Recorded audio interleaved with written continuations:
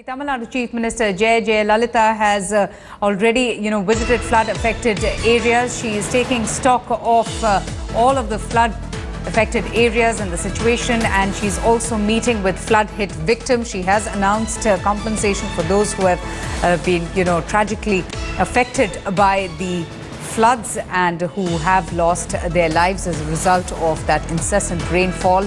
Jayalalithaa has even condoled the death of 4 people, 3 of whom who had died due to drowning in Kanchipuram district, while one person did lose his life in Vellore in a bomb collapse. All right, with us is T.S. Sudhir, Editor South.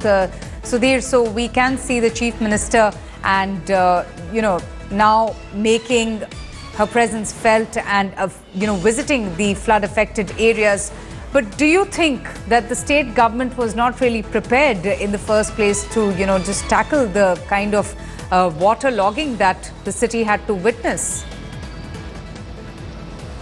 Well, talking specifically about the Chief Minister, Avantika, in fact, there has been a lot of criticism on the streets of Chennai that the Chief Minister, who is now an MLA from the R.K. Nagar constituency, which is in the northern part of Chennai, did not really bother to visit anyone in the first week. And probably it's as a result of that criticism that she decided that she would make her presence felt. Also because in the same neighboring constituent area of Kolattur, the DMK MLA and senior leader and former Deputy Chief Minister M.K. Stalin is making his presence felt. In fact, his social media is full of pictures of him visiting the people and providing relief. So obviously 5 months before the elections, this is not something which the AIDMK would really want. So there is criticism on the streets that the Chennai Corporation has been found wanting. They could have prepared for the monsoon better. Everyone knew that it would be the second half of November and the first week of December that the monsoon fury is always witnessed in Tamil Nadu. But this kind of preparation or lack of preparation has really angered a lot of citizens here in Chennai. The rains have, undoubtedly crippled normal life. So you, of course, were taking us through the situation in Chennai.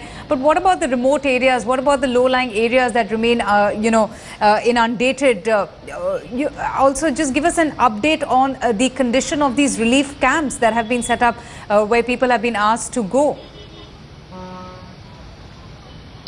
First point, the districts of Kanchipuram, Kadalur, Vellore and Tiruvallur and also the state of Puducherry. These are really the 5 areas apart from Chennai which have been affected by this monsoon fury. And Kadalur and Kanchipuram, we saw those visuals of people being washed away. So obviously there the situation continues to be quite grim. As far as the relief camps is concerned, not many relief camps really set up. People asked to move to either schools which have been shut for a week now, as we said. Also, or people are moving to their relatives or friends' homes which are not waterlogged. Many areas, in fact, in Velachery are actually waterlogged. In fact, the big scare is that many snakes and reptiles actually entering the homes. So even though helplines have really been set up, it's pretty difficult for instance, the forest department to actually come in the event of any complaint about a snake entering the house. So that's the kind of situation in many low-lying areas of Chennai.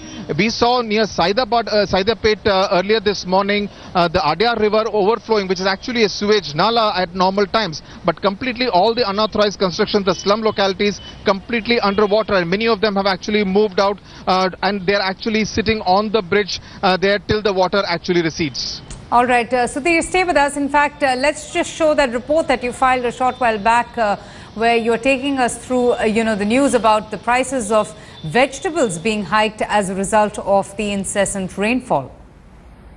Waterlogging, traffic woes are not the only problems that people in Chennai are facing. I'm here at this vegetable shop that you can see behind me, and the prices, the rates of vegetables, essential vegetables, have shot up dramatically in the last week if we compare the prices from last Monday to this Monday. Let's get a sense. For instance, tomato, which was selling at around 40 rupees last Monday, is now selling at 110 rupees today. Ladyfinger, again selling at 35 rupees last week, is now selling at 70 rupees. Vimal Nahar, you own the shop. Why do you think the prices have shot up so dramatically? Because of heavy rains and lorries have not been coming, so it's been rising. You're not getting the stocks? Yes, we're not getting stocks on a daily basis, so prices have gone up hugely. Okay. How are the customers reacting? Are you buying tomatoes for 110 rupees a kg? Yeah, we need to buy. We don't have options, but then it's very difficult to survive with this so much of expensive tomatoes. Right. How long do you think Chennai is going to see this kind of rain? Because it's been more than a week now. What we heard, I think it will continue for two or 3 days. Right. Yeah. So I. Until then, you need to cope with this kind of high prices. कब तक दाम कम हो जाएंगे? By when do you think the prices will I come? think it should come down after next week only because of the rains. So for another week, Yes. people will have to shell out 110 rupees per kg for tomatoes. Until the stocks come, it has to be the same kind of thing. Okay, so that's really the situation here in Chennai. There is not just waterlogging, snakes getting inside houses or drinking water shortage, but also the prices of vegetables which have really shot up through the roof. Well, T.S. Sudhir is with us live from Chennai. Sudhir, as it is, residents of Chennai have had to face the nightmare of the monsoon fury, and add to the ordeal is the spike in the prices of essential commodities, especially vegetables. Absolutely. In fact, the Coimbatore market, which is really the main market to supply vegetables to different parts of Chennai, and many of the vegetables actually come from Bengaluru. That is not happening, as a result of which the prices have shot up so dramatically. So obviously, that's a point of concern for people. Yes, the schools and colleges and even many of the offices, in fact, many of the IT offices declared a holiday for the day because the Met Department had declared in advance that Monday and Tuesday are going to be extremely difficult days. It doesn't seem to be on the ground because mercifully, Avantika, it's not raining. That is a bit of a relief, but the water logging continues to be there, and we have been here for the last 3 to 4 hours now, and we haven't really seen much of a difference really in the situation here. So that continues to be a point of concern, and they would hope that if the sun is out and if the rains do not happen again, probably we would see the situation somehow limping back to normal in the next 24 hours or so. Oh, we hope the same. The situation has been rather grim, and we just hope for normalcy to return at the earliest. Sudhir, thank you so much for joining us and getting us all the latest updates.